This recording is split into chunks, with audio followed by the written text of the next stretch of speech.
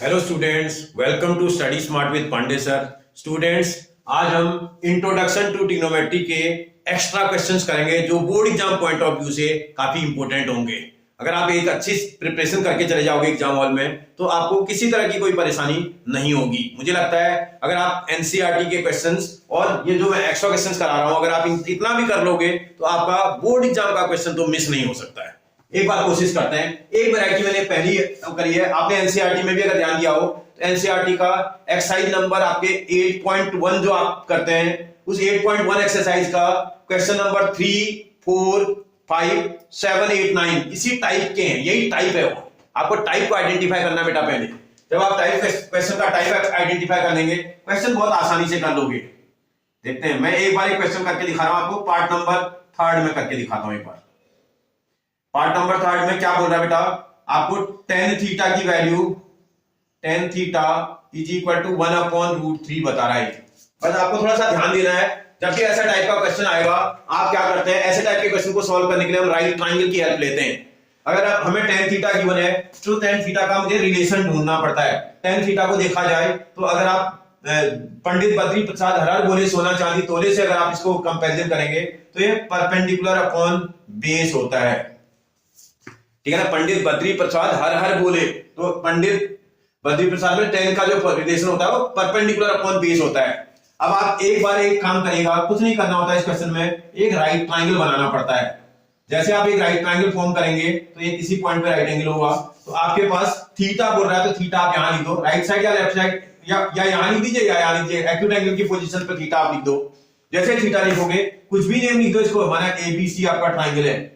इस थीटा की ठीक अपोजिट साइड इसकी परपेंडिकुलर होती है। इसका मतलब परपेंडिकुलर का मतलब ये वाली वैल्यू है AB। परपेंडिकुलर का मतलब AB है अपॉन, अगर आप बेस देखोगे इसका, ये साइड इसकी बेस है क्योंकि इसके 90 के अपोजिट साइड को आप हाइपोटेनस बोलते हैं तो इसका मतलब रिमेनिंग साइड इसकी बेस साइड होती है। ये वाली साइड आपकी बेस साइड है तो इसका नेम है BC। आप ध्यान से देखिएगा, मैंने यहां रिलेशन नहीं किया। अब इन दोनों की हेल्प से देखो, मैं रेशियो को सेपरेट कर रहा हूं। ये रेशियो ही तो है। अपॉन का मतलब क्या होता है, रेशियो। कहने का मतलब ये कुछ ऐसा है, आपको समझाने के लिए कर रहा हूं। ये लाइन आपको लिखनी नहीं है। AB ratio BC is equal to 1/√3 है। जब भी रेशियो को आप सेपरेट करते हैं ना बेटा तो अल्फाबेट लगा करके करते हैं। तो जैसे लेट मैं अगर यहां AB बोलूं इज इक्वल टू 1 रेशियो था तो 1 और साथ में कुछ भी लगा दिया, मैंने कोई बोले मैं x लगाता हूं। 1x को मैथमेटिक्स में XB बोलते हैं। AB is equal to x and BC is equal to square root of 3x। अब यहां लिख देता हूं, यहां इसकी वैल्यू √3x के इक्वल आ रही है, इसकी वैल्यू x के इक्वल आ रही है। अब किसी भी ट्रायंगल की अगर 2 साइड्स पता है राइट ट्रायंगल की तो थर्ड साइड को आप पाइथागोरस थ्योरम की हेल्प से निकाल भी सकते हो। इसकी थर्ड साइड निकाल देते हैं। Therefore in right triangle ABC इसमें पाइथागोरस लगा देते हैं यूजिंग पाइथागोरस थ्योरम। क्या होती है जानते हो ना, हाइपोटेनस का स्क्वायर, हाइपोटेनस की प्लेस पर AC का स्क्वायर आ जाएगा is equal to sum of the square of other 2 sides. इसका मतलब AB का स्क्वायर प्लस अगला वाला BC का स्क्वायर। लिखने की जरूरत नहीं थी, डायरेक्ट वैल्यू को रख देते। दैट इज इक्वल टू ये x का स्क्वायर AB की प्लेस पर x का स्क्वायर आएगा प्लस BC की प्लेस पर √3x का स्क्वायर आएगा। सॉल्व करेंगे x का स्क्वायर तो x स्क्वायर आ जाएगा। √3 का स्क्वायर कितना होता है बेटा 3 और x का स्क्वायर x स्क्वायर। इसको ऐड कर देंगे तो ये 4x स्क्वायर आ जाएगा। ये वैल्यू AC स्क्वायर की वैल्यू है। आपको तो AC निकालनी है। AC जब निकालोगे तो square root of 4x square, square root तो प्लस और माइनस का होता है लेकिन लेंथ नेगेटिव नहीं होती, इसलिए इसकी वैल्यू सीधे 2x आ रही है। हाइपोटेनस की वैल्यू आपकी 2x आ जाएगी। जैसे हाइपोटेनस निकल जाएगा, अब यहां देखो आपको क्या क्या रिलेशन चाहिए। एक तो कोसेक चाहिए आपको, देयरफॉर आप कोसेक निकाल लेना। कोसेक का थीटा आपको चाहिए। कोसेक थीटा को अगर देखें साइन का रेसिप्रोकल होता है। Sine theta perpendicular upon hypotenuse तो इसका मतलब ये हाइपोटेनस अपॉन परपेंडिकुलर होता हुआ। इस फिगर में थीटा के लिए हाइपोटेनस आपके पास 2x दिया हुआ है अपॉन इसका परपेंडिकुलर आप देखोगे तो इसका x परपेंडिकुलर है तो x से x cancel, that is equal to ये 2/1 या 2 आ रहा है। ऐसे ही सेक भी निकाल लेना। सेक का थीटा cos का थीटा बेस अपॉन हाइपोटेनस होता है तो ये हाइपोटेनस अपॉन बेस होता होगा। हाइपोटेनस की प्लेस पर आपके पास 2x दिया हुआ है, बेस की प्लेस पर आप देखोगे तो √3x दिया हुआ है। x से x कैंसिल, ये सेक थीटा की वैल्यू आ गई। आपको निकालना क्या है आप जरा चेक कर लेना। नाउ आपको जो निकालना है उसको निकाल रहा हूं। वैल्यू हमें मुझे निकालनी है cosec square theta minus sec square theta upon cosec square theta plus sec square theta. भैया मतलब समझते हो आप? कोसेक स्क्वायर थीटा का जो मीनिंग है वो ट्रिग्नोमेट्री में वो कोसेक थीटा की वैल्यू का स्क्वायर है। कोसेक स्क्वायर थीटा का मतलब the square of the value of cosec theta. Cosec theta आप जब चेक करोगे तो 2 नजर आ रहा है आपको, यहाँ 2 दिखा दिया था, इसका आप स्क्वायर कर देंगे। माइनस सेक स्क्वायर थीटा बोल रहा है, सेक थीटा की वैल्यू आपके पास 2/√3 है और इस पूरी वैल्यू का आप स्क्वायर करेंगे अपॉन यहां भी 2 का स्क्वायर आ जाएगा, बीच में प्लस का साइन और यहाँ पर 2/√3 का होल स्क्वायर। आराम से सॉल्व करना। ऊपर 2 का स्क्वायर 4 आ जाएगा प्लस यहाँ 2 का स्क्वायर 4 अपॉन नीचे देखोगे तो √3 का स्क्वायर 3 आ जाएगा डिवाइडेड बाय, इसको देखना पड़ेगा माइनस का, सॉरी न्यूमरेटर में माइनस का साइन है बेटा। 2 का स्क्वायर 4 प्लस 2 का स्क्वायर 4 अपॉन √3 का स्क्वायर 3। थोड़ा सा एलसीएम ले लो जरा। न्यूमरेटर में जो एलसीएम आ रहा है वो 3 आ रहा है, यहाँ 3 एलसीएम आ रहा है। 3 से इसको डिवाइड करेंगे, 3 4 जा 12 प्लस माइनस 4 अपॉन नीचे देखोगे इसका भी तो एलसीएम 3 आएगा, यहां पे एलसीएम 3 आ रहा है। 3 से 4 को मल्टीप्लाई करेंगे 12 प्लस 4। ये देखो ये भी फ्रैक्शन दिख रहा है, ये भी फ्रैक्शन नजर आ रहा है, तो सबसे नीचे का टर्म सबसे टॉप में मल्टीप्लाई 1 2 3 4 चार टर्म है ना, सबसे नीचे का टर्म सबसे टॉप में मल्टीप्लाई, मिडिल के दो एक साथ। इसको सॉल्व करेंगे तो 8 आ रहा है मल्टीप्लाइड बाय 3 डिवाइडेड बाय, ये देखो 3 मल्टीप्लाइड बाय याद देखोगे तो 16 आ रहा है। इससे ये कैंसिल और ये 4 से 2 टाइम कैंसिल, यहां 1 आ रहा होगा, that is equal to 1/16 answer आया। कितना आंसर आ गया बेटा? 1/16। तो कैलकुलेशन को अगर केयरफुली करेंगे तो हम आसानी से क्वेश्चन को बना लेंगे।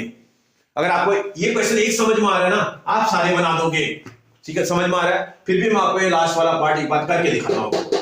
वैसे करने की जरूरत नहीं है लेकिन फिर भी कर रहा हूं क्योंकि बाकी सारे पार्ट आपसे आसानी से बन जाएंगे। अगर आपको ये समझ में आ रहा है, इसका फर्स्ट वाला पार्ट आप खुद से भी कर दोगे, इसका सेकंड वाला पार्ट आप खुद से कर दोगे। ठीक है, डू इट योरसेल्फ। ये दोनों पार्ट्स को आप करेंगे। थर्ड पार्ट मैंने कर दिया, फोर्थ में मैं करके दिखाता हूं। देखते हैं बेटा पार्ट नंबर 4 इसका क्या बोल रहा है आपसे। cot theta is equal to 13/8 बोल रहा है। जब भी आपको ऐसा टाइप क्वेश्चन आता है ना, आप मैं करके दिखा रहा हूं, एक क्वेश्चन करने के बाद आप हमेशा उस क्वेश्चन बाकी के क्वेश्चन को सेम टाइप से कर सकते हैं। कॉट का आपको रिलेशन चाहिए, पंडित बद्री प्रसाद हर बोले सोना चांदी तोले, उसमें कॉट 10 का रेसिप्रोकल है, 10 की वैल्यू परपेंडिकुलर अपॉन बेस, तो उसका रेसिप्रोकल बेस अपॉन परपेंडिकुलर हो जाएगा।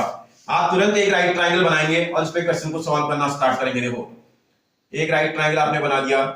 इस राइट ट्रायंगल में अगर आप देखोगे थोड़ा सा तो भाई राइट एंगल ये है, थीटा बोल रहा था, आप यहां थीटा लिख दो या यहां थीटा लिख दो, एक्यूट एंगल की पोजीशन पर कहीं पर भी थीटा लिख दो, कुछ भी नेम लिख दो, जो मर्जी आपके नेम आपके हाथ में है, जो मर्जी आप लिख सकते हैं। एबीसी लिख दिया मैंने। जैसे ये लिखोगे तो आप देखोगे इस एंगल के हिसाब से परपेंडिकुलर है, ये हाइपोटेनस है, ये बेस होगा। ये एंगल के ठीक सामने की साइड परपेंडिकुलर, 90 के सामने की side hypotenuse, remaining side base. तो इसका बेस तो ये वाली साइड है, इस साइड का नेम आपके पास बीसी नजर आ रहा है, अपॉन परपेंडिकुलर आपका ये वाला है तो उसका नेम ए बी आ रहा है। आप इन दोनों की हेल्प से लेंगे, क्वेश्चन को सॉल्व करेंगे। तो अगर आप रेशियो को देखें, बीसी अपॉन ये तो रेशियो के हिसाब से है, आप अगर सेपरेट करते हैं BC ratio A B is equal to आपके पास 13/8 नजर आ रहा है। आप क्या करेंगे, किसी सेम अल्फाबेट से रेशियो को सेपरेट कर देंगे। तो जैसे let BC is equal to 13, आपने बोला मैं एक्स लगाता हूं, लगा लो, और ऐसे ही ए बी पर भी वही अल्फाबेट आपको लगाना है। ए बी के रेशियो को भी सेपरेट करते हैं, इसमें सेम अल्फाबेट से आप सेपरेट करोगे 8x। जब आप सॉल्व करोगे देखो ये वाला आपके पास ए बी की प्लेस पर 8x नजर आ रहा है, ये वाला आपके पास 13x आ रहा है। आप इस ट्राइंगल में पाइथागोरस थ्योरम लगा करके इसका हाइपोटेनस कैलकुलेट कर लोगे। इन राइट ट्राइंगल एबीसी, इसमें पाइथागोरस थ्योरम लगा देते हैं। हाइपोटेनस का स्क्वायर AC का square is equal to sum of the square of other two sides, AB square plus BC square. Calculate आराम से करना। इसकी प्लेस पर AB की प्लेस पर 8x दिख रहा है, 8x का स्क्वायर, प्लस BC की प्लेस पर 13x दिख रहा है, इसका स्क्वायर। सॉल्व कर देंगे, दैट इज इक्वल टू 8 का स्क्वायर 64, x का स्क्वायर x स्क्वायर, प्लस 13 का स्क्वायर 169 और x का स्क्वायर x स्क्वायर। थोड़ा दोनों को सॉल्व कर लेना। 9 और 4 11 का 1 कैरी इक्वल टू 1, 6 और 6 12, 12 और 1 13 का 3 कैरी इक्वल टू 1, 1 और 1 2, इतना एक्स स्क्वायर आएगा। 231 एक्स स्क्वायर, इसका AC स्क्वायर की वैल्यू आ रही है, तो हमें तो AC निकालना ना, तो therefore AC जब आप कैलकुलेट करोगे तो square root of 231 x square आएगा। इसी का सॉल्व कर दोगे तो स्क्वायर रूट ऑफ 231 आएगा और साथ में एक्स स्क्वायर का स्क्वायर रूट एक्स, तो इसका रूट ऑफ 231 और साथ में एक्स भी आ रहा है। मैंने सारी वैल्यूज आपके राइट ट्रायंगल पे लिख दी हैं। अब क्या निकालना है, जरा क्वेश्चन को देखना। आपको साइन थीटा और कॉस थीटा दो ही ट्रिग्नोमेट्रिकल रेशियो आपको चाहिए, तो साइन थीटा पहले निकाल लो। Sine theta is equal to, अगर आपको याद आता हो साइन थीटा का फॉर्मूला, तो आपके पास परपेंडिकुलर अपॉन हाइपोटेनस होता है। परपेंडिकुलर की प्लेस पर आप वैल्यू चेक करो, देखो एंगल के सामने की साइड परपेंडिकुलर तो 8x, हाइपोटेनस की प्लेस पर वैल्यू स्क्वायर रूट ऑफ 231 और साथ में x, x से तो x कैंसिल। ऐसे ही cos थीटा का भी निकाले ना, cos थीटा क्या होता है, बेस अपॉन हाइपोटेनस होता है cos थीटा का रिलेशन। तो बेस की प्लेस पर आपके पास वैल्यू 13x दिखाई दे रही है, अपॉन हाइपोटेनस की प्लेस पर रूट ऑफ 231 दिखाई दे रहा है और साथ में x, x से x यहां भी कैंसिल। आपके पास साइन और कॉस की वैल्यू निकल के आ गई है। अब जरा वैल्यू को देखता हूं मैं, क्वेश्चन को लिखता हूं, therefore 2 plus 2 sin theta multiplied by 1 minus sin theta divided by 1 plus cos theta multiplied by 2 minus 2 cos theta. आप अगर ध्यान से देखो तो न्यूमरेटर में से 2 कॉमन आ रहा है, इसमें 2 कॉमन निकालोगे तो यहां 1 प्लस cos sin थीटा बचेगा, ही 2 कॉमन आ रहा है। ऐसे यहां 1 माइनस sin थीटा बचेगा, ही डिवाइडेड बाय, फिर देखोगे 1 प्लस cos थीटा ही आ जाएगा, और यहां देखोगे 2 यहां भी कॉमन आ रहा है, देखो डिनोमिनेटर में 2 कॉमन निकालोगे तो अंदर बचेगा 1 माइनस cos थीटा।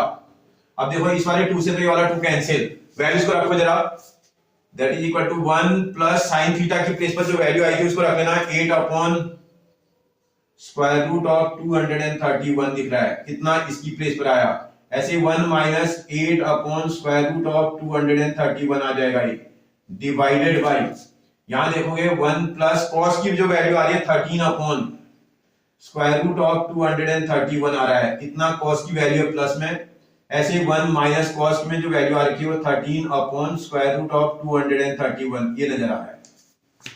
कैलकुलेशन को केयरफुली करना आपने, देखो यहां एक फॉर्मूला लगता नजर आ रहा है, a plus B A minus B, A plus B A minus B क्या हो जाता है बेटा, ये फॉर्मूला लग रहा है a plus B multiplied by a minus B, जो फॉर्मूला बना देता है इसको a square minus B square. तो इसका ना a की प्लेस पर आपके पास वैल्यू 1 थी तो 1 का स्क्वायर हो जाएगा, माइनस b की प्लेस पर आपके पास वैल्यू 8 अपॉन रूट ऑफ 231 नजर आ रहा है, इसका स्क्वायर आ जाएगा, डिवाइडेड बाय a की प्लेस पर आपके पास 1 नजर आ रहा है, 1 का स्क्वायर, माइनस b की प्लेस पर आपके पास 13 अपॉन रूट ऑफ 231 का होल स्क्वायर आ जाएगा। ये थोड़ा सा सॉल्व करना पड़ेगा और जगह का मैं यहां कर देता हूं, देखना आप ध्यान रखना कि इसके बाद कहां का रखा है, इसके बाद मैंने यहां कर दिया है।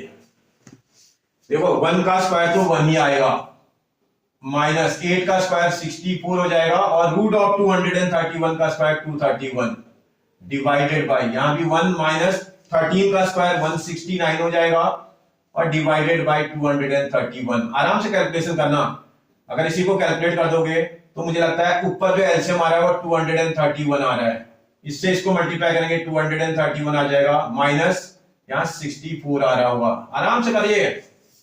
यहां भी देखो एलसीएम देखोगे तो 231 फिर से आ रहा है, इससे इसको मल्टीप्लाई करेंगे 231 आएगा, माइनस ये 169 रहेगा।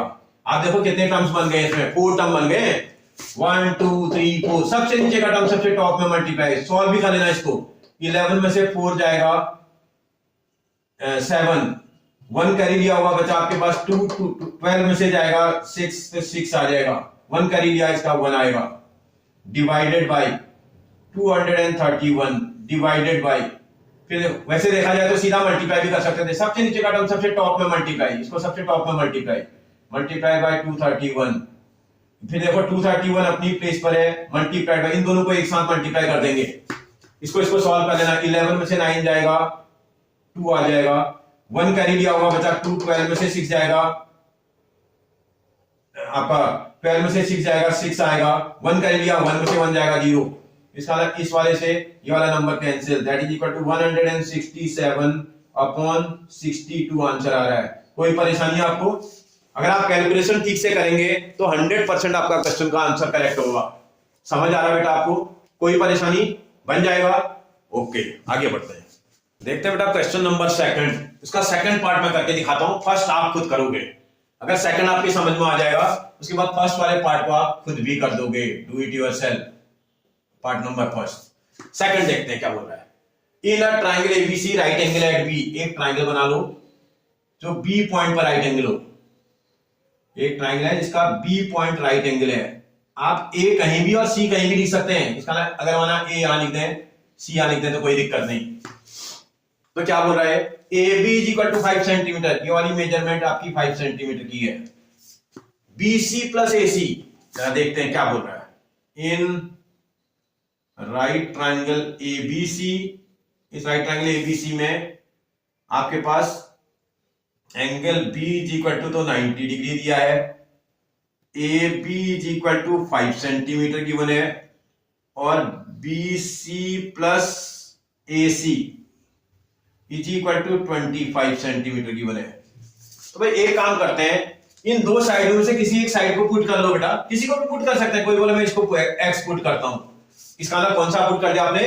बीसी को पुट कर दिया। Let BC is equal to x centimetre. अगर बीसी एक्स है तो इस वाले में बीसी की प्लेस पर एक्स भी तो रख सकते हैं। X plus A C is equal to 25 आ जाएगा। यहां से ए सी को आप कैलकुलेट भी कर सकते हैं। समझ में आया आपको? मैंने एक्स की वैल्यू बीसी की वैल्यू को इसमें पुट कर दिया है बेटा। 25 इसको शिफ्ट कर दोगे आप यहां से यहां, तो इसका नाम माइनस एक्स हो जाएगा। 25 माइनस एक्स सेंटीमीटर। मैंने सारी साइडों की मेजरमेंट निकाल दी और उसको राइट ट्रायंगल में लिख भी देता हूं। 25 माइनस एक्स इतना, ये वाली साइड आ गई है। सारी साइडें मैंने लिख दी उसमें।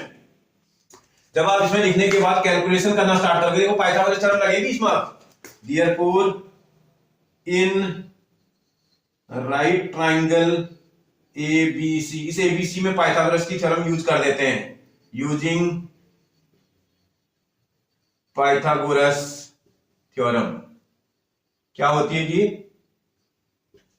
हाइपोटेनस का स्क्वायर। हाइपोटेनस का मतलब 25 माइनस एक्स वाली वैल्यू का होल स्क्वायर। हाइपोटेनस जानते हो बेटा? राइट एंगल की सामने की साइड हाइपोटेनस होती है। इस साइड का स्क्वायर रिमेनिंग टू साइड के स्क्वायर सम के इक्वल होगा। इसका नाम 5 के स्क्वायर प्लस एक्स के स्क्वायर के सम के इक्वल होना चाहिए। आप समझ रहे हो ना? Hypotenuse square is equal to sum of the square of other two sides. Pythagoras की यही थ्योरम होती है। इसी में देखो, इसमें a minus B whole square वाला फॉर्मूला लगा देते हैं। a स्क्वायर इसका ना 25 का स्क्वायर जो कि 625 होता है, प्लस b स्क्वायर जो कि x का स्क्वायर होगा, minus 2 into 25 into x is equal to 25 का स्क्वायर कितना हो जाएगा? 5 का स्क्वायर कितना हो जाएगा बेटा? 25 प्लस x का स्क्वायर x स्क्वायर। देखो राइट हैंड साइड का x का square term left hand side के x के स्क्वायर टर्म को कैंसिल कर देगा। सेम साइन के हैं। तो क्या करना है, अल्फाबेट के टर्म्स को एक तरफ और मैथमेटिकल नंबर को एक तरफ शिफ्ट कर दो। 25 का स्क्वायर 625 हो जाएगा। ये माइनस वाला 25 यहां आ रहा है तो 25 इज इक्वल टू, ये देखो 50 आ रहा होगा। ये 25 टू जा 50 और x माइनस का था वहां जाएगा तो प्लस का हो जाएगा। नेक्स्ट लाइन में इस 50 को नीचे क्रॉस मल्टीप्लाई कर देना, ये तो 600 हो जाएगा ना यहाँ, upon 50 is equal to x। इस x इससे इसको कैंसिल करेंगे तो ये जो है आपका 0 से 0 कैंसिल, 5 से 12 टाइम कैंसिल, तो x की वैल्यू कितनी आ जाएगी जी? 12 आ जाएगी। जैसे x की वैल्यू 12 आएगी आप सारी साइडें निकाल लेना इसमें। तो इसमें देयरफॉर आपके पास BC जो आएगी वो 12 सेंटीमीटर की हो जाएगी। ऐसे ही AC को भी कैलकुलेट कर लेना। AC is equal to 25 minus 12 और सॉल्व करने पर ये 13 सेंटीमीटर की आ जाएगी। सारी साइडें आपकी निकल के आ गई। अब एग्जाम्पल आपसे रेशियो पूछ रहा है। सबसे पहले पूछ रहा है साइन A। देयरफॉर साइन का A निकालने की बात करें। साइन A की वैल्यू क्या होती है? Perpendicular upon hypotenuse. A angle के लिए परपेंडिकुलर चेक करना आपको। कहां है भैया A एंगल? ये इस जगह पर A एंगल है। इस A एंगल के लिए जो परपेंडिकुलर होगा, जिस एंगल के लिए क्वेश्चन सॉल्व करेंगे आप उसकी ठीक अपोजिट साइड परपेंडिकुलर होती है। A एंगल की अपोजिट साइड ये परपेंडिकुलर होगी। ऐसी कंडीशन में जो परपेंडिकुलर आएगी वो BC होगी बेटा। परपेंडिकुलर अपॉन हाइपोटेनस, हाइपोटेनस नहीं बदलता, इसका AC आएगा। BC की प्लेस पर वैल्यू आपकी x आई थी जो कि 12 था, और AC की प्लेस पर सॉल्व करने पर 13 आया था, तो साइन A की वैल्यू 12/13 आ जाएगा। ऐसे ही दूसरा अगला बोला है cos A। cos A का जो फॉर्मूला होता है बेस अपॉन हाइपोटेनस होता है। cos ए एंगल के जो बेस होगा ए के ये वाली साइड परपेंडिकुलर, ये वाली हाइपोटेनस, तो यही साइड तो बेस होगी है, बेस की प्लेस पर ए बी आ जाएगा आपका, अपॉन हाइपोटेनस की प्लेस पर फिर से ए सी आएगा। ए बी की वैल्यू आपकी 5 है, हाइपोटेनस आपका 13 है, तो आपका cos ए की वैल्यू निकल के आ जाएगी।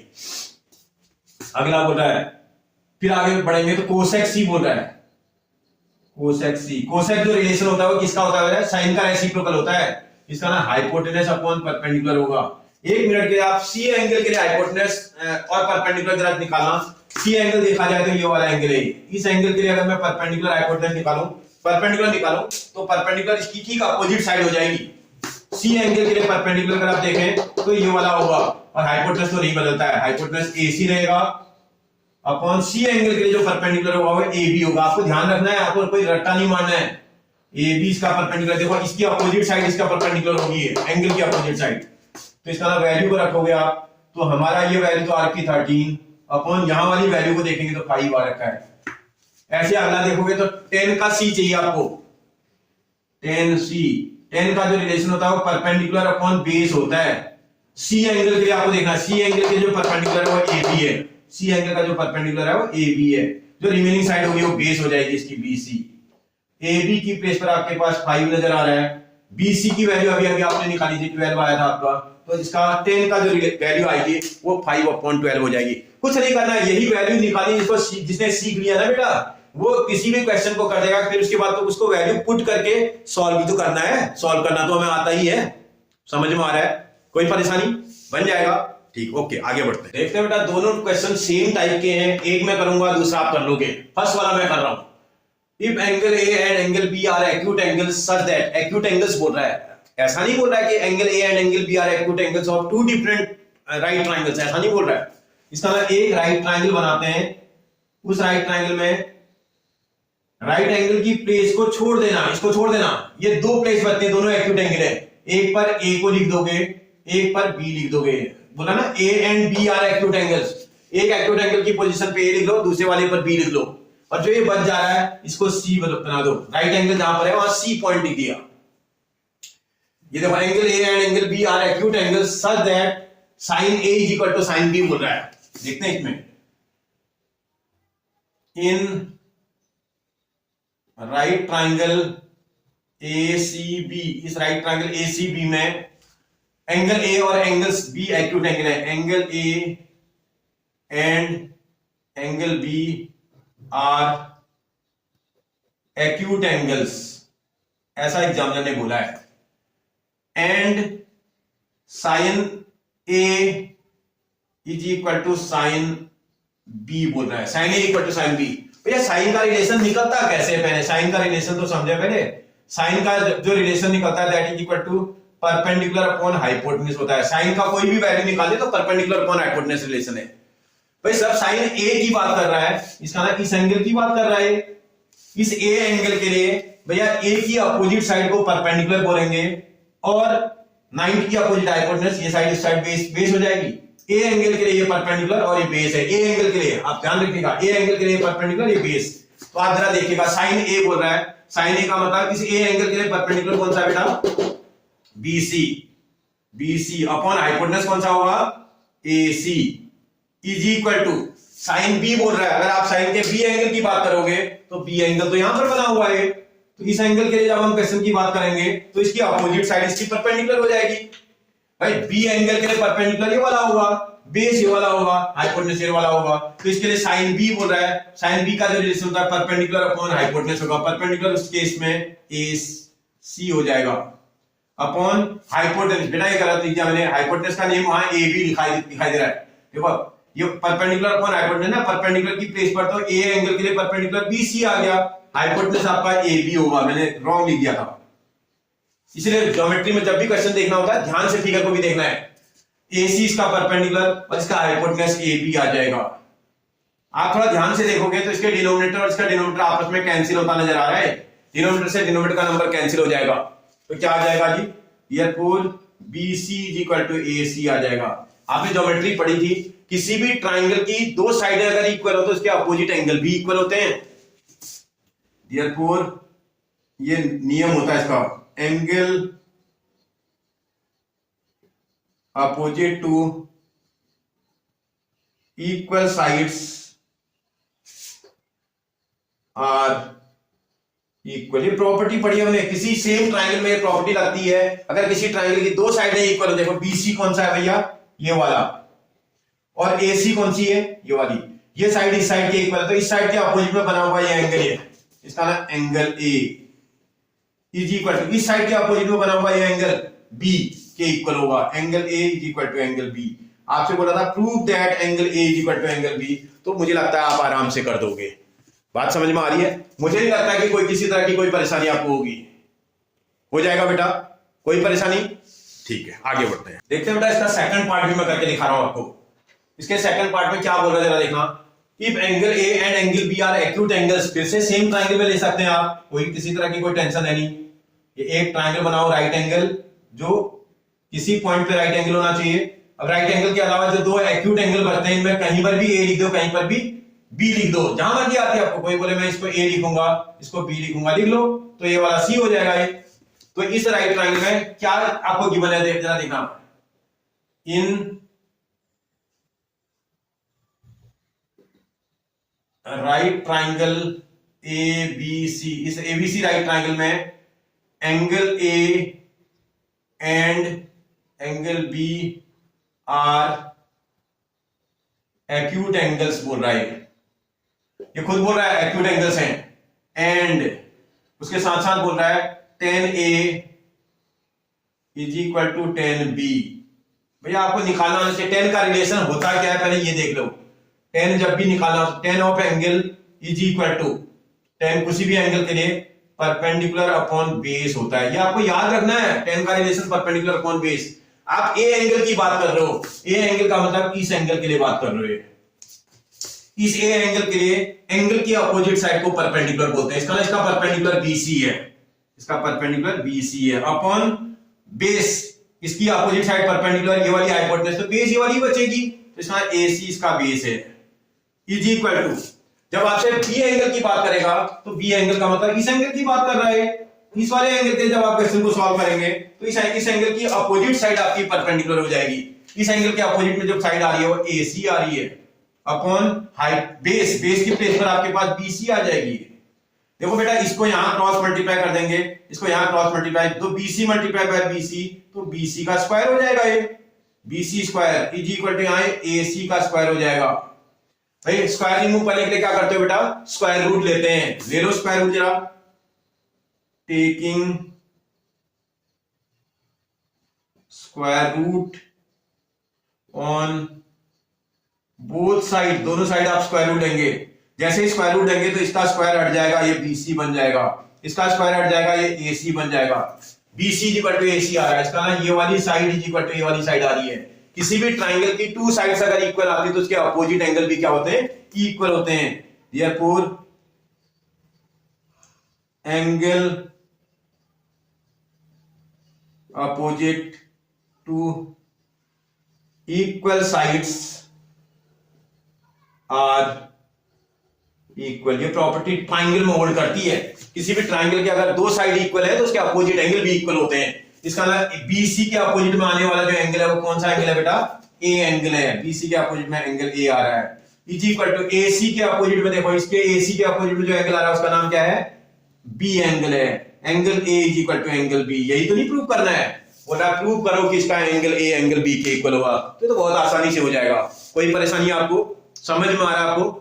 अगर बेटा आपके समझ में आ रहा हो तो आप प्लीज वीडियो को सब्सक्राइब कर लो सबसे पहले। अगर आपको समझ में आ रहा है तो सब्सक्राइब कर लो, वीडियो अच्छा लग रहा है तो सब्सक्राइब कर लो, जिससे कि आपको इससे अगला जो वीडियो मैं बनाऊं वो तुरंत आपके पास आ जाए, उसका नोटिफिकेशन आपके पास तुरंत आ जाए, ठीक है ना, आपको सर्च नहीं करना पड़े, ठीक है। और अगर आपको मेरे वीडियोज अच्छे लग रहे हो तो प्लीज अपने फ्रेंड्स और अपने रिलेटिव्स को शेयर भी करा दो, जिससे कि उनका फायदा तो हो ही जाएगा, उसके साथ साथ मेरा मोटिवेशन भी बढ़ जाएगा, ठीक है बेटा।